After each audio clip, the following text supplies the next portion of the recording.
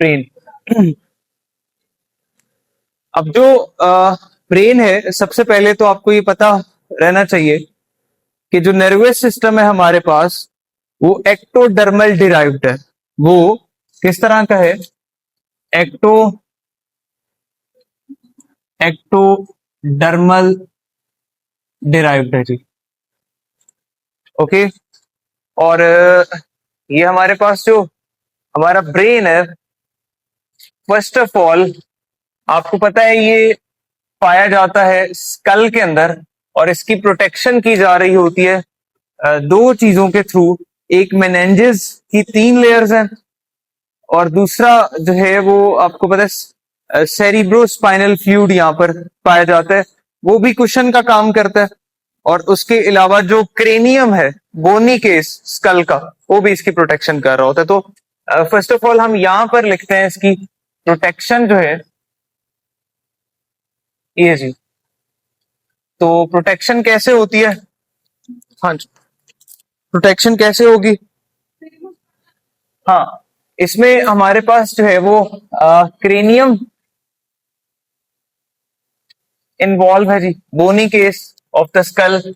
और उसके बाद 3 मेनेंजेस, 3 मेनेंजेस, 3 जो है वो मेम्ब्रेन्स पाई जाती हैं, जिन्हें हम मेनेंजेस कहते हैं। अच्छा, ये जो 3 मेनेंजेस हैं, इसमें सबसे बाहर वाली को क्या कहते हैं? ड्यूरामेटर। ठीक है, ये कौन सी है? ड्यूरामेटर। उसके बाद कौन सी आती है? हाँ जी, एरकनॉइड मैटर, एरकनॉइड मैटर। और तीसरी जो लेयर है वो कौन सी है? पिया मैटर। ये जी। तो टोटल कितनी जो है वो लेयर्स पाई जा रही हैं? 3 मेनेंजेस जो है वो ब्रेन के बाहर पाई जाती है। आउटर मोस्ट कौन सी है? ये वाली जी। ये हमारे पास आउटर मोस्ट है, और ये वाली इनर मोस्ट है जी। ये बात समझ आ गई सबको? तो ये हमारे पास जो है वो आउटर मोस्ट, और ये इनर मोस्ट। ओके। इन दोनों के दरमियान में ये जो 2 मेम्ब्रेन्स हैं, ये 2 मेम्ब्रेन्स जो हैं, ये 2 मेम्ब्रेन्स जो हैं, इन दोनों के दरमियान में क्या पाया जाता है? Cerebro spinal fluid, CSF, cerebro spinal fluid. ये जो सेरिब्रो स्पाइनल फ्लूइड है, ये बात याद रखनी है आपने, ये रिलीज हो रहा होता है कहां से? ब्लड वेजल से। जो ब्लड वेजल सराउंड करती हैं ब्रेन को और स्पाइनल कॉर्ड को, वो रिलीज करती हैं इसको। ठीक है, ये कहां से रिलीज होता है? From blood vessels. ठीक है, और इसका काम जो है वो होम्योस्टेसिस के अंदर है। क्या काम है इसका? होम्योस्टेसिस में। और इसके अलावा ये जो है वो आपको पता है, मतलब जो है वो कुछ और काम भी करता है, कुशन का काम भी कर रहा होता है। खैर, ब्रेन जो है, सबसे पहले हम उसके पार्ट्स को स्केच करते हैं। आपको पता है ब्रेन के कितने पार्ट्स हैं? 3 पार्ट्स हैं। पहला कौन सा है? जी, फोर ब्रेन। ये कौन सा है? Fore brain. अच्छा, दूसरा ये पार्ट हमारे पास जो है वो मिड ब्रेन है जी, मिड ब्रेन। और ये हमारे पास क्या है जी? ये जी, ये हाइंड ब्रेन है, हाइंड ब्रेन। ये जी। अब जो मिड ब्रेन है, इसके फर्दर कितने पार्ट्स हैं? हाँ जी, पहला सेरिबेलम, सेरिबेलम। हाँ जी, सेरिबेलम। उसके बाद दूसरा, हाँ जी, थैलेमस। और तीसरा जी, लिम्बिक सिस्टम, लिम्बिक सिस्टम। ये जो हमारे पास लिम्बिक सिस्टम है, ये इसके भी फर्दर 3 पार्ट्स हैं। अच्छा, सेरिब्रम, सही सही सही सही, मिस्टेकनली लिखा गया ये जी, सेरिब्रम। अच्छा, लिम्बिक सिस्टम के भी कितने पार्ट्स हैं? जी, पहला हाइपोथैलेमस,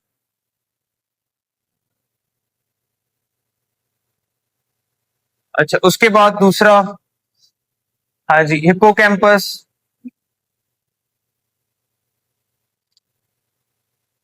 और ये तीसरा हमारे पास जो है वो एमेगडेला। ये जी, ये 3 पार्ट किसके हैं? लिम्बिक सिस्टम के।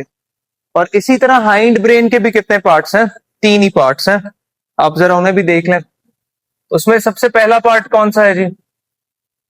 जी, सेरिबेलम, ये जी। दूसरा कौन सा है? जी, मेड्यूला, और तीसरा पॉन्स। ऑर्डर मैं इनका बता देता हूं, अब उसकी ना फिक्र करें। ओके, ये हमारे पास जो है वो इसके पार्ट्स हैं। अब इसमें से हम फर्स्ट ऑफ ऑल तो एमसीक्यूज करेंगे। हम इसको जो है वो पार्ट्स तो हमने यहाँ पे स्केच कर दिए हैं, तो हम जो है वो इसको एमसीक्यूज परस्पेक्टिव से अटेम्प्ट करते हैं। देखिएगा जरा, एमसीक्यूज आते हैं, लार्जेस्ट पार्ट कौन सा है? जी, लार्जेस्ट पार्ट कौन सा है? पहला question, largest part. Second largest part कौन सा है? जी, ये सेकंड लार्जेस्ट पार्ट है। लें जी, थर्ड क्वेश्चन, एमसीक्यूज आते हैं कि ह्यूमन में रिड्यूस्ड कौन सा होता है? Reduced in, reduced in human, ठीक है।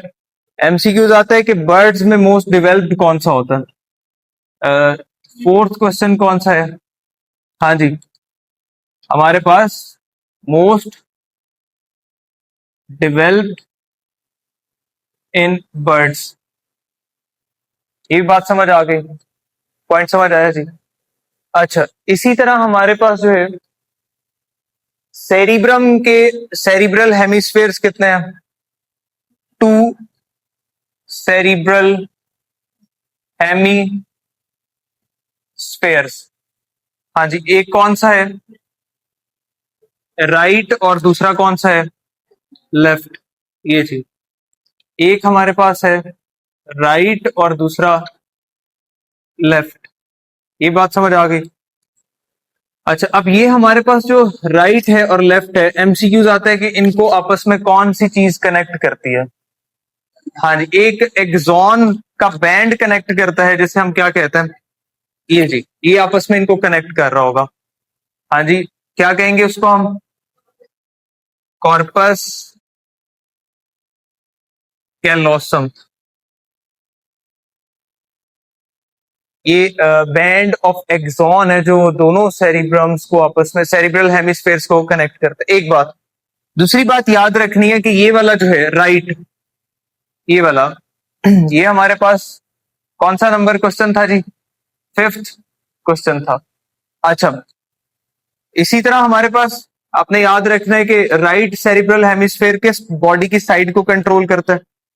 Control left side of body. हाँ, ये सेरिब्रल हेमिस्फेयर राइट है, तो ये लेफ्ट साइड को लेफ्ट राइट साइड को कंट्रोल करेगा। ओके, इसी तरह ये किसको कंट्रोल करेगा? हाँ जी, कंट्रोल राइट साइड। ये भी बात समझ आ गई? Very good. अच्छा, ईच एमसीक्यूज आता है कि ईच सेरिब्रल हेमिस्फेयर, ठीक है, each cerebral hemisphere contain how many neurons? तो इसमें से ईच जो है, ये बात याद रख लें, इसमें से ईच जो है, ये जी, ईच हैज 10 बिलियन न्यूरॉन्स। ठीक है जी, ये हमने ईच की बात की है, तो ये सिक्स्थ जो है वो हमारे पास एमसीक्यूज होगा। अच्छा, उसके बाद अगर आप फोकस करें, सेरिब्रम की बात करते हैं, तो यहां पर हमारे पास अगला पॉइंट है कि each cerebral hemisphere has further 4 loops. How many loops? Each cerebral hemisphere, C H मतलब cerebral, has how many loops? 4 loops. हाँ जी, ये 4 लूप्स कौन से होंगे? ये 4 लूप्स होंगे फ्रंटल, हाँ जी फ्रंटल, फ्रंटल एमसीक्यूज आते हैं, ये किस कौन से फंक्शन को कंट्रोल करता है? ये स्केलेटल मसल्स को कंट्रोल करता है, स्केलेटल मसल्स, हाँ जी, इसे कंट्रोल करता है, स्केलेटल मसल्स को। इसी तरह दूसरा है पेराइटल, पेराइटल लूप एमसीक्यूज आता है, ये किसे कंट्रोल करता है? हाँ जी, पेराइटल स्किन को कंट्रोल कर रहा होता है, ठीक है। इसी तरह ऑसिपिटल, हाँ जी, आईज जो है उनसे आने वाली स्टिमुलस को ये डील करता है। और इसी तरह हमारे पास जो है वो, हाँ जी, ऑसिपिटल के बाद टेम्पोरल, टेम्पोरल, तो टेम्पोरल जो है वो किसे कंट्रोल करता है? हियरिंग को। ये हमारे पास 10 नंबर क्वेश्चन है। तो आपने ये देखा कि हर सेरिब्रल हेमिस्फेयर के पास कितने लूप्स हैं? 4 लूप्स हैं, ठीक है, और वो हमने देख लिए। अगला पॉइंट, हर लूप जो है, हर लूप, हर लूप फर्दर 3 एरियाज को कंटेन करता है। Each loop, each loop contain, हाँ जी, 3 एरियाज। कितने एरियाज को कंटेन करेगा? ये 3 एरियाज कौन से होंगे? हाँ जी, देखिएगा, ये 3 एरियाज हम यहां पर देख लेते हैं। हाँ जी, इसमें कौन कौन से एरियाज हैं? Sensory area, sensory associated area, है ना जी, एसोसिएटेड, और मोटर एरिया।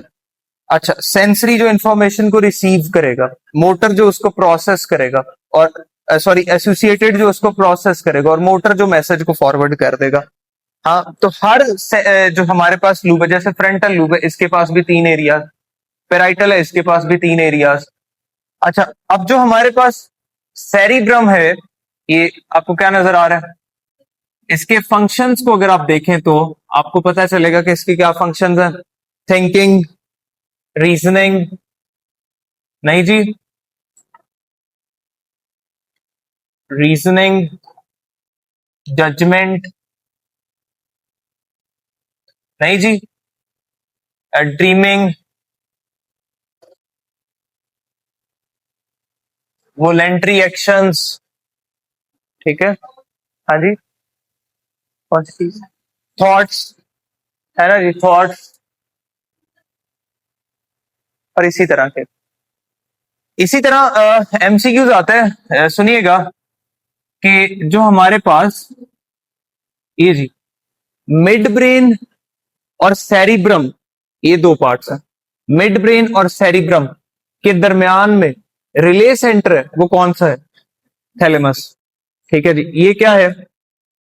रिले सेंटर है बिटवीन व्हाट? हाँ जी, बताएं जी। हाँ जी, इसी तरह ये रिसीव करता है सेंसरी इंफॉर्मेशन को, एक्सेप्ट नोज, ठीक है, ये क्या करता है? रिसीव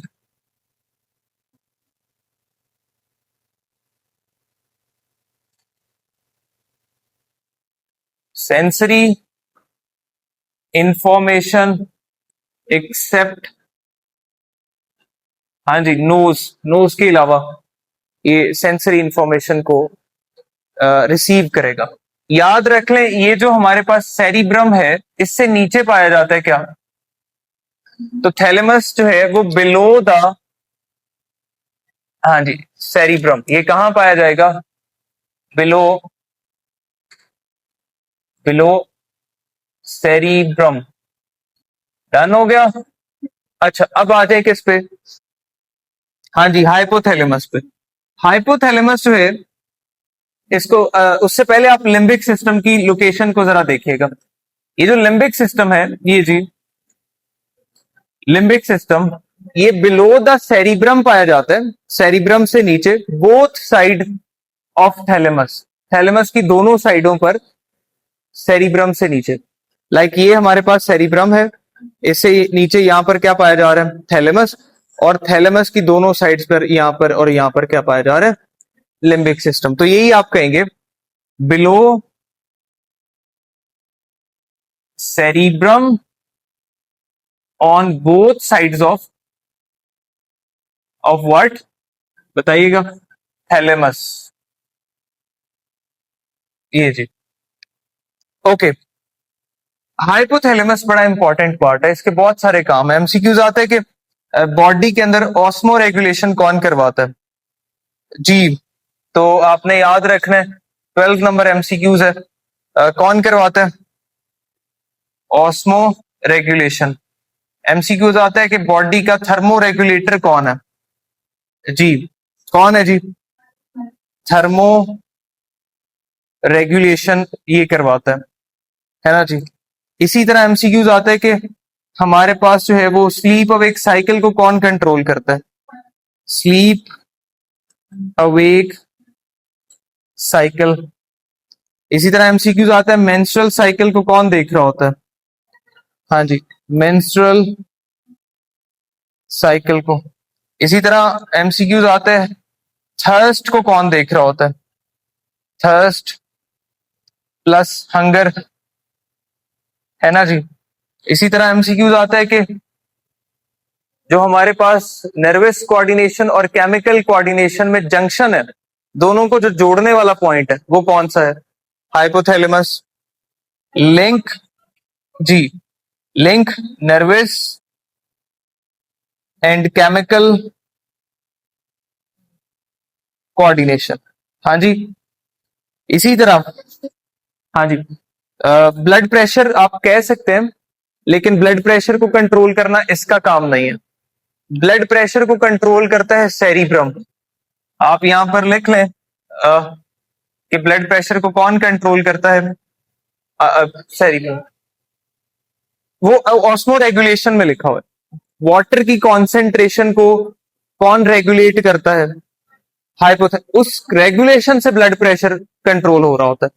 पॉइंट समझ आया जी? ब्लड प्रेशर को पर्टिकुलरली कंट्रोल करना किसका काम है? सेरिब्रम का। सेरिब्रम इनवॉलेंटरी एक्शंस को कंट्रोल करता है। ये जो है वो, सॉरी सेरिब्रम कह रहा हूं, मेड्यूला। अभी मेड्यूला में ये पॉइंट पुट करेंगे। अच्छा, खैर क्या बात कर रहे थे हम? पॉइंट समझ आ रहे हैं जी? हाँ, तो ये हमारे पास जो है वो खराब हो गया।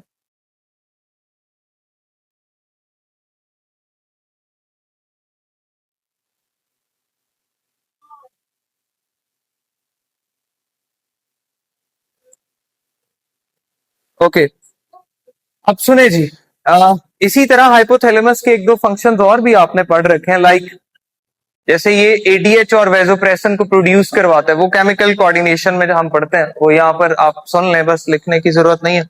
ये कुछ प्राइमरी हार्मोन्स की प्रोडक्शन करवाता है। इसी तरह ये भी आपने केमिकल कोऑर्डिनेशन में पढ़ा कि ये कुछ रिलीजिंग फैक्टर्स और इनहिबिटरी फैक्टर्स को रिलीज करवा रहा होता है। पढ़ा ना जी आपने? Growth hormone releasing factor. इसी तरह आपने कहा कि वहां पे थायराइड जो है वो thyrotrophin releasing factor, gonadotrophin releasing factor, corticotrophin releasing factor. इसी तरह कुछ इनहिबिटरी फैक्टर्स जैसे सोमेटोस्टेटिन रिलीज करवाता है, प्रोलैक्टिन इनहिबिटरी फैक्टर रिलीज करवाता है। ये सारे किसके काम है? हाइपोथैलेमस के, जो आपने केमिकल कोऑर्डिनेशन के अंदर पढ़े। यहाँ पर हम चूंकि केमिकल कोऑर्डिनेशन नहीं पढ़ रहे इसलिए डिस्कस नहीं कर रहे हैं। जी बोलिए। Developed in birds. अच्छा, अब आ जाए जी किस पे, हिपोकैम्पस पे। हाँ जी, हिपोकैम्पस। अब हिपोकैम्पस जो है वो किसको डील कर रहा होता है, ये शॉर्ट टर्म मेमोरी को लॉन्ग टर्म मेमोरी के अंदर क्या करता है, चेंज कर देता है, लॉन्ग टर्म मेमोरी मेमोरी बनाएगा ये बात समझ आ गई, तो ये बात याद रख लें। इसी तरह एमेगडेला, एक एमसीक्यूज आता है कि आलमंड शेप पार्ट कौन है, जो है तो कौन है, यही है जी, शेप जी। और ये किसको कंट्रोल करता है, इमोशंस को, नहीं, कंट्रोल इमोशंस, ये इमोशंस को कंट्रोल करेगा। डन हो गया जी। Like fear, rage, hate, love, sexual arousals and all others, ये जी। खैर, मिड ब्रेन पे आ जाए जी। मिड ब्रेन, आपको पता है ये एमसीक्यूज आता है हमारे पास जी, के हाइंड ब्रेन, ठीक है, या ऐसे कह लें स्पाइनल कॉर्ड और फोर ब्रेन के दरमियान में रिले सेंटर का काम कौन करता है, तो कौन करता है, हाँ जी, ये है relay centre, centre between what, between spinal cord and what, forebrain. बात समझ आ गई, ये आपने दो रिले सेंटर देखे हैं ब्रेन के अंदर, एक रिले सेंटर आपने ये वाला देखा है, हाँ जी, और एक रिले सेंटर आपने यहां पे देखा है, थैलेमस, ये जी। खैर, मिड ब्रेन के अंदर आपको पता है नेटवर्क ऑफ न्यूरॉन्स पाया जाता है, जिसे हम क्या कहते हैं, reticular formation, reticular reticular formation. Reticular formation ना स्क्रीनिंग ऑफ इंफॉर्मेशन करता है, ठीक है, इसे कहते हैं बैकग्राउंड नॉइस को रिमूव करने वाला पार्ट है ये, ठीक है।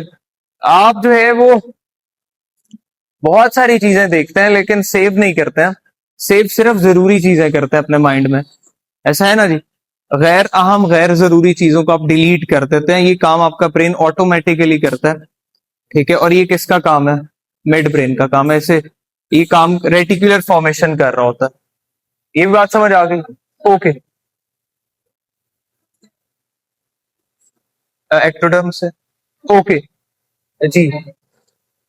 Reticular formation network of neurons है, ठीक है, नेटवर्क जो मिड ब्रेन के अंदर पाई जाती है और हाइंड ब्रेन के अंदर पाई जाती है, किस में पाई जाती है, काम ये क्या करती है, स्क्रीनिंग ऑफ इन्फॉर्मेशन, ये काम जो आपकी बुक ने लिखा हो, इसके अलावा भी काम होता है इसके, लेकिन आपकी बुक ने, पंजाब टेक्स्ट बुक ने यही लिखा हुआ है कि ये स्क्रीनिंग ऑफ इन्फॉर्मेशन करता है, इंपॉर्टेंट इन्फॉर्मेशन को स्टोर कर लेता है, बाकी ट्रैश कर देता है। बाकी क्या करता है, अब बात है किस पे, सेरिब्रम के ऊपर, इसको जरा देखिएगा। सेरिब्रम, आपको पता है ये एमसीक्यूज आता है कि बॉडी की पोजीशन को मेंटेन कौन सा पार्ट कर रहा होता है, हाँ जी, 20th एमसीक्यूज है, बॉडी पोजीशन, नहीं जी, बॉडी पोजीशन, है ना जी, और बॉडी इक्विलिब्रियम, और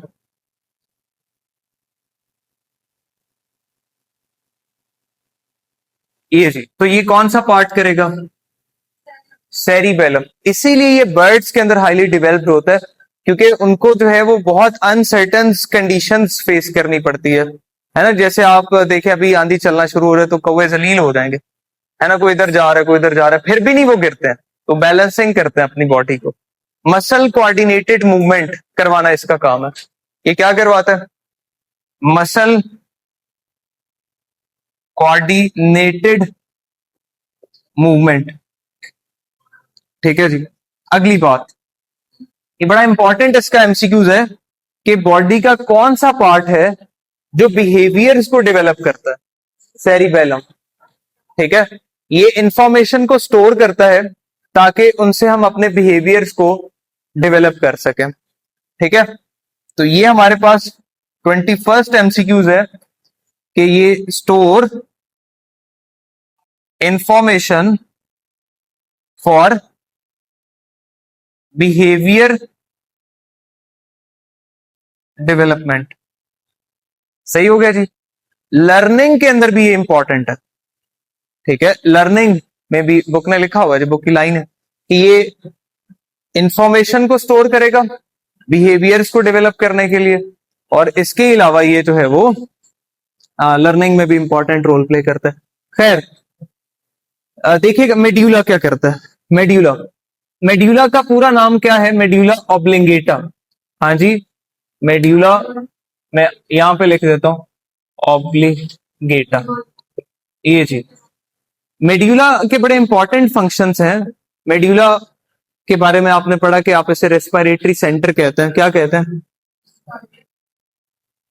रेस्पिरेटरी सेंटर कहते हैं। आप इसे क्या कहेंगे? रेस्पिरेटरी सेंटर है ये, रेस्पिरेशन स्वालोइंग सेंटर है। हाँ जी, स्वालोइंग सेंटर। इसी तरह ये बात याद रख लें, ठीक है जी। ये इनवॉलेंट्री एक्शंस को कंट्रोल करता है। किसे कंट्रोल करता है? इनवॉलेंट्री एक्शंस को। एमसीक्यूज आता है कि हमारे पास जो है, अच्छा ये भी हमारे पास एमसीक्यूज आ रहे होते हैं। रेस्पिरेटरी सेंटर कौन सा है? 22 जो है, और 23 जो है। ये तो आपने प्रीवियसली भी पढ़ा रेस्पिरेशन में। खैर, इसी तरह हम कहते हैं कि ये जो मेड्यूला है इनवॉलेंट्री एक्शंस को कंट्रोल करता है। तो एमसीक्यूज आता है कि ब्लड प्रेशर को कौन कंट्रोल करता है? ब्लड प्रेशर को मेड्यूला कंट्रोल करता है। इसी तरह एमसीक्यूज आता है कि हार्ट बीट जो है उसको कौन कंट्रोल करता है? हाँ जी, हार्ट बीट, हार्ट बीट, हाँ जी, मेड्यूला। इसी तरह एमसीक्यूज आता है कि हमारे पास जो है वो गैस्ट्रिन हार्मोन को रिलीज कौन करवाता है? Medulla release gastrin. अच्छा खैर, मेड्यूला, मेड्यूला की लोकेशन मैं आपको बताने लगा, आप तवज्जो से सुनिएगा। ये हमारे पास है सबसे नीचे पॉन्स। हाँ जी, अच्छा इससे नीचे, इससे भी नीचे कौन होता है? ये जी, ये पॉन्स, और इससे नीचे मेड्यूला। सही हो गया। और इससे ऊपर पाया जाता है मिड ब्रेन। ये जी, मिड ब्रेन, ये इससे भी ऊपर है। और यहां पर क्या पाया जा रहा है? सेरी, ये वाला पार्ट, सेरिबेलम। ये जो तीनों मैंने किससे ड्रॉ किए हैं, ये वाले पार्ट, इन तीनों को कलेक्टिवली ब्रेन स्टेम कहते हैं। क्या कहते हैं? ब्रेन स्टेम कहते हैं। और ये जो मेड्यूला ऑब्लंगेटा है, यहीं से नीचे ओरिजिनेट कर रहा होता है क्या? Spinal cord. स्पाइनल कॉर्ड का ओरिजिनेशन यही है जी। ये ओरिजिनेट करता है कहां से? ये ओरिजिनेट करता है स्पाइनल कॉर्ड से, और फर्स्ट और सेकंड लंबर वर्टिब्राए तक एक्सेस करता है इन वर्टिब्रल कॉलम। वर्टिब्रल कॉलम में मूव करते हैं और फर्स्ट और सेकंड लंबर वर्टिब्राए तक अप्रोच करता है। पॉइंट समझ आ गया जी? ओके, अब जो हमारे पास पॉन्स है, ये आपको यहाँ पे नजर आ रहा है पॉन्स। बहुत तवज्जो से सुनिएगा पॉन्स के बारे में। देखिए, पॉन्स असिस्ट करता है मेड्यूला को उसके काम करने में। ये क्या करता है? Assist medulla. जैसे लास्ट टाइम रेस्पिरेशन को पढ़ते हुए भी आपने ये कहा था कि जो है वो रेट और पैटर्न ब्रीथिंग का और हार्ट बीट का वो कौन रेगुलेट करता है? पॉन्स। ये क्या करता है? रेगुलेट, हाँ वेरी गुड, पैटर्न, क्या बात है जी, and rate of what? Breathing and heart beat. तो ये मेड्यूला को उसके काम करने में हेल्प आउट कर रहा होता है। ये रेट और पैटर्न रेगुलेट करता है किसका, अब बताइएगा, हार्ट बीट का और ब्रीथिंग का। कौन जी? कौन? आपको पता है जो हमारे पास ब्रेन है, इसमें कैविटीज पाई जाती हैं, खाली जगह, और जिनके अंदर सेरिब्रोस्पाइनल फ्लूइड को स्टोर किया जाता है, ठीक है, और उन्हें हम वेंट्रिकल्स कहते हैं। उन्हें हम क्या कहते हैं? वेंट्रिकल्स का जो नंबर है वो 4 है। तो कितना है ब्रेन में? 4 वेंट्रिकल्स होते हैं जी। कितने वेंट्रिकल्स होते हैं?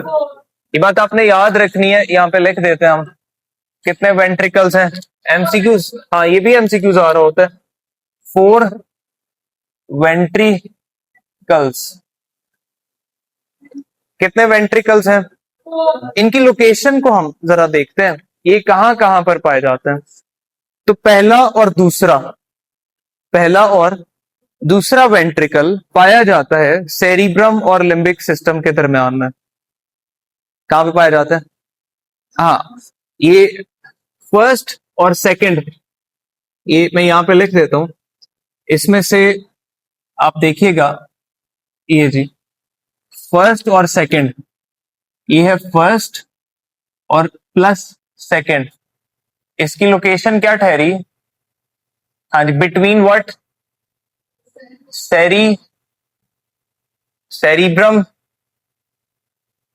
And limbic system. ये जी, इसमें जो हमारे पास थर्ड वाला वेंट्रिकल है, थर्ड, इसकी लोकेशन को जरा समझें। Limbic system and thalamus, between what? Between limbic system and what? ये लिम्बिक सिस्टम और थैलेमस। कितने हो गए? 3। टोटल कितने हैं? 4। कितने रह गए? एक जो है फोर्थ वाला, वो इधर पाया जा रहा होता है, इस जगह पर। ये फोर्थ वेंट्रिकल है जी। ये कौन सा वेंट्रिकल है? पॉन्स मेड्यूला और सेरिबेलम के दरमियान में, यहां पर। ये फोर्थ वेंट्रिकल है जी। मेड्यूला, पॉन्स और सेरिबेलम, यहां पर इनके दरमियान में पाया जाता है, इन बिटवीन ऑल, तीनों के दरमियान में, ऑल ऑफ 3। पॉइंट समझ आया कि कोई नहीं है? ये हमारे पास ब्रेन है, जो कंट्रोल करेगा हमारी बॉडी को, एज अ कोऑर्डिनेटर काम करेगा, जिसके बारे में हम मजीद बात करेंगे अगले लेक्चर में। कोई क्वेश्चन हो तो बता सकते।